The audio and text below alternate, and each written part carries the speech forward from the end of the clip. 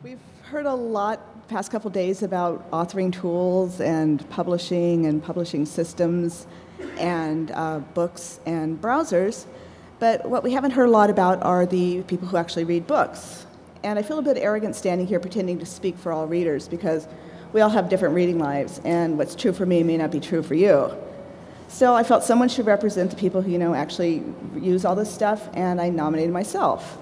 And Peter Brantley was very, very kind to take a full 30 seconds before accepting my proposal.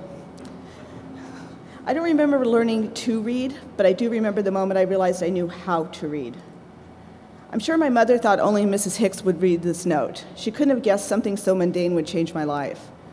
These were not random scribbles on a page. These were words, and they were arranged in a particular order. And in that order, they were information. Probably that I was going to get a shot later that day, but still, information. From that moment, I was addicted to reading. Books had formed my childhood in every way, to the point where one summer I had siblings and friends digging caves in a hillside. It was my version of Little House on the Prairie fan fiction. And of course, I discovered the beauty of buying books. In my lifetime, I've bought an obscene number of books. I'm sure many of you understand when I say I've learned to dread conversations that start with, "We need to do something about your books." So you remember all those silly articles that said nobody will ever read on a screen? I read every single one of them on a screen. I was an early digital reader. I was reading ebooks in the browser in the late 90s. I embraced and abandoned the Rocket ebook, which is sadly not pictured here because it's now part of the Archive's permanent collection. And it was a glimpse of the future, yet I knew there was going to be something better. And when I received my Kindle, I was skeptical. It was nice to have, but it didn't seem all that special to me until I realized about a month later it was my constant companion. It replaced the libraries I had hidden in my world, in the trunk of my car, my purse, my computer bag, the bathroom vanity, my office desk, my home desk, the other places that we don't need to talk about.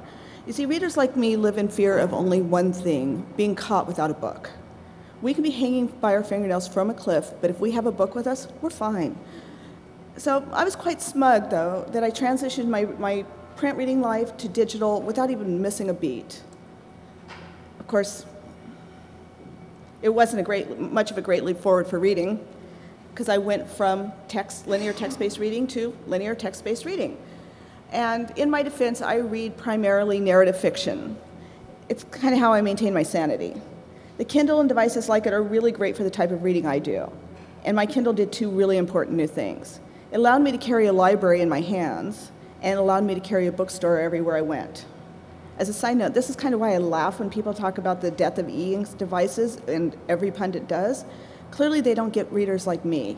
We don't want video and email and bells and whistles while we read. We don't want to be the victims of glaring sunshine. We just want to read, and when we finish one book, we want to start the next without any delays. As lovely as my new reading experience was, I was lying to myself. I mean, with my life schedule, sometimes I go days without picking up my Kindle, except to transfer it from purse to kitchen counter, back to my purse, take it to the office, transfer it back. I never actually turned it on to read a book or a fiction or any sort of novel. So I dug deep into my soul to seek the truth about what reading really means to me. I also, paid attention to my reading habits. First and foremost, there is no right way to read, and if we define one, a great many readers will be eliminated because they don't fit our perception of readers. I read the first words of the day around 5 in the morning. There are usually some tweets, some headlines, quick scan of email to see what disasters have blown up. I read audiobooks while walking around 6 miles. You can get an amazing amount of reading done in 6 miles. I read news, Facebook, Twitter, more news, and email before I head off to work. I read contracts and do online research all day long, and the news is always streaming in the background because I am a news junkie. The truth is, the vast majority of my reading is nonfiction, hyperlinked, and information-based. And not to put too fine a point on it, but the vast majority of the reading I do is on the web, not in my reader or reading apps. Not surprisingly, this is true for a lot of people I know. I also still read print magazines because the digital versions they're just god-awful. As you can see, I read a lot of magazines. This is my current pile. Then again, a lot of people read print. It's very, very popular, and I think we sometimes forget that when we're in situations like this. And I would, though, posit the average reader does a lot more digital reading than he or she realizes. This is how we read now. It is a world of all of the above reading choices, and there is no one-size-fits-all reader. However, when the publishing industry talks about readers, and they don't talk about them all that much, for example, the so-called leaked memo from Hachette explaining the relevancy of publishers, it really only mentions readers as people to be marketed to, not as the key customers they are. Publishers talk about the idealized reader, the Platonic Reader. The Platonic Reader is absolutely amazing. She studies the New York Times bestseller list. She studies the IndieBound list. She buys and reads books immediately. She has time to attend signings and author events. She hunts bookstores and online venues, and she's 110% plugged into the world of books. This idealized reader exists mostly in marketing meetings. Out here in the real world, readers have messy, hard-to-categorize lives. I have a friend who is just now getting around to the hot book from the summer of 2009. Readers spend a lot of time reading on the web, gathering news, information from places they trust to meet their needs. They trust friends and complete strangers to steer them toward content that is meaningful. They rely on Google and other search engines to steer them toward places to answer their critical life questions. They are reading everything everywhere without regard to traditional publishing boundaries. For me, this is really cool because readers aren't waiting for somebody to hand them the content. They're going out and fulfilling their own needs. But here I am again talking about readers like all readers are the same. And it leads me to a big question for everyone in this room. When I said I was arrogant in speaking for all readers, it's because my readers have always made it really clear that I can't generalize about them, and this is why. Who are they? Are you aiming for this perfect but rare reader? Or perhaps you want to target the vacation reader. She purchases maybe 1-2 books a year unless she borrows bestsellers from her best friend. Then again, there's the beginning reader. This reader offers a huge realm of possibilities and chance for creativity. The chances for creating useful, innovative educational materials is huge. And while the slide suggests that I'm talking about children, I'm also talking about adult readers, people who have just never learned to read, people who are learning to read English for the first time, or any other language. The beginning reader is a huge market, and I'm so surprised that we don't focus more on it. Then there's the audiobook reader. I live in Los Angeles, and if you know one thing about Los Angeles, we live on our freeways. And I'm surprised by how many people I know who read exclusively in the audiobook format. And think about it, it's the mother whose only time she has to herself is the 45 minutes she's stuck on the 405, or a marathoner who's lost in an audiobook trying to forget all the miles. And I could really go on for hours for the different types of readers that are out there, but you get the point. However, I do want you to consider one more type of reader. Blind, partially sighted, and low vision people are avid readers of books and the web. This particular reader, who was photographed at South by Southwest last year, is using a combination of technologies, including audio, to engage with a website. If you're a web or app developer, I strongly encourage you to spend time with someone who uses these technologies. It will change how you build your products. I would also ask that you consider other types of disabilities, such as deafness and mobility impairment. I used to joke that the thing I loved the most about Kindle One was the big paddles for turning pages. They didn't require a lot of accuracy or strength. And I know many people love ebooks because they simply cannot hold print books for various reasons. So now to get to the key question. What do readers want? As you may guess from my brief profile of readers, the answer to this question isn't easy. Still, I think there are a few things that readers do have in common. Yes, some people read to look cool. Most of us, however, read because we are trying to fulfill a specific goal or need. When I think about nonfiction, I often have a very specific goal in mind. I'm not alone. How-to manuals will never go out of style. You can never be too prepared in this life. I also look for more domestic pursuits. For example, trying to master cooking Indian food or knit a specific pattern. Others might be studying for a test or seeking the right vacation destination. But enough with the serious stuff. What about when I'm trying to get away from it all? When I consider fiction, I think about where I want to be taken emotionally. Am I in the mood to be in the mood for an intellectual challenge? Do I need something light to counterbalance a trying day? I even have certain books I simply reread because I'm in the mood for a good cry. And beyond books, articles, and words, there is technology. When it comes to reading technology, I have to ask myself, and I hope you all ask yourself this as well, is how is this better than what I have? This is a question I want answered before I invest a lot of time and energy in trying to solve a problem I may not ever have. Let me give you an example. In the past couple of weeks, the future of publishing circuit has been abuzz about a service called Bookshout. Because I'm on said circuit, I have a really good idea of what Bookshout does and how it might fit into my life. I think it has great potential, and I'm giving it a little time, but it might solve some of my personal issues.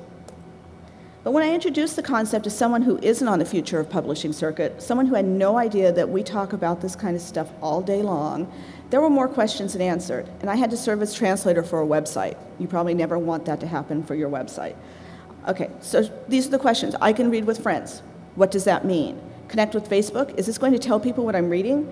Download an app? What does that mean? What do I do with this, and is this something I really want to do? These are not questions I could answer.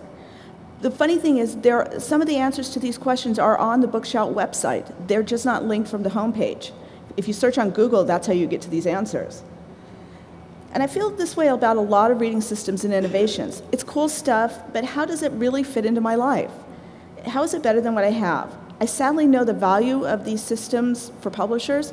I rarely can figure out what their value is to readers. So what readers want? Now, let me be clear. The average reader isn't saying, hey, get me some of that good metadata. The average reader expects good metadata to be pervasive throughout their discovery, buying, reading, and post-reading experience. And since we have serious experts on this topic in the room, I'm just going to talk about this from a reader's perspective. This is an example of what readers get. It's pretty boring. We use many, many sources to seek out books. We search engines, blogs, Twitter, libraries, bookstores, bookshelves of friends, radio, and so on. We don't know ISBN numbers, we don't necessarily know publishers, and we are sometimes fuzzy on things like author names and titles. Sometimes the best we can do is it's a blue book with a woman on the cover and the character's husband died. These type of descriptions, by the way, are why librarians and booksellers rock. Using that little bit of information, they will find the right book almost every time. So we get this here, which gives us almost nothing. And when you read the cover copy, that doesn't tell me anything about the book. I happen to have read this book many times. This does not describe the book I read. What I want to know is, how are you describing it in words, my words? The metadata surrounding these books isn't always deep enough. Looking at this book, it's a Regency, it's a road romance, it has cross-dressing, it's great dialogue. It's reminiscent of a really fantastic Georgette Heyer novel. There's revenge in it, there's a lost heir, there's scandal, there's humor, and unfortunately it is out of print. It is not available digitally. This is the kind of information readers are searching for, and this is the kind of metadata that I think about when I hear the word metadata. We also we're very happy to pay for content. And this is the hardest slide for me to show to you. Trust me, it hurts. For most readers, price is only part of our mental calculation.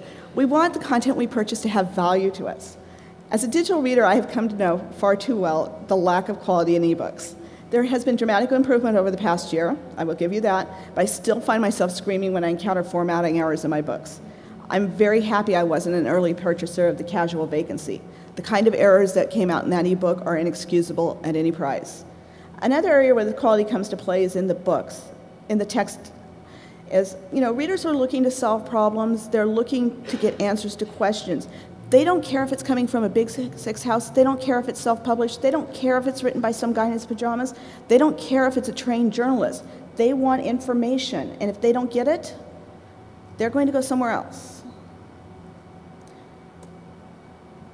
Finally, and Brian, I'm sure, would be appalled with the way I'm misusing this, but he's not here today, and I am. The longer I live my life online, the more I realize what a disservice it does to readers to force certain content into book format. For example, I recently bought a restaurant guide in print. It was the only way the information was offered, and it was a guide to gluten-free restaurants in the United States. It took me less than a minute after opening the package to realize a printed, bound book was the least logical way to interact with the information. Content like this is very dynamic. Restaurants come and go rapidly in this economy, or any economy, and those that remain in business, well, their gluten-free status changes frequently. The second this book is printed, it is out of date.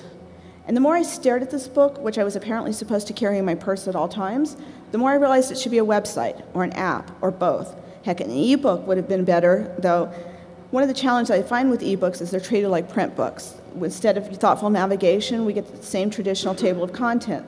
Instead of linked indexes, we have static pages with lists of words. And I realize there are some challenges that have to be overcome, but we as readers are increasingly accustomed to web, apps, and other ways of getting content. And we are accessing this in ways that make sense to us. Our bookish content should give us the same. I'm rolling. Okay. I'm almost done. Kevin, you're up. So we're still in the early stages of what I believe is a reading revolution. Not only do we, the people in this room and people like us, have access to more stuff to read than any other generation of readers, we also have access to technology that allows us to read in new and different ways. To imagine how reading can be made even better, more accessible, more useful, to spread literacy around the globe.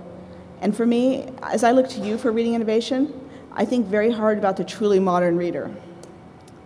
This is my niece, and she's going to take after me. She's going to be horrendous at softball, she's going to be amazing at reading, but she won't have the same experience as I did. She won't randomly pull encyclopedias from the shelf. She won't page through thick, outdated reference books. Her dictionaries will include up-to-date words and usage. Information will be linked, searchable, accessible, current, and ubiquitous. The idea of outdated information will confuse her. For her, reading will mean eyes, ears, touch, taps, swipes. And some of you may sigh at the things she won't experience, but I am really kind of excited about what you are going to bring for her. And we are done.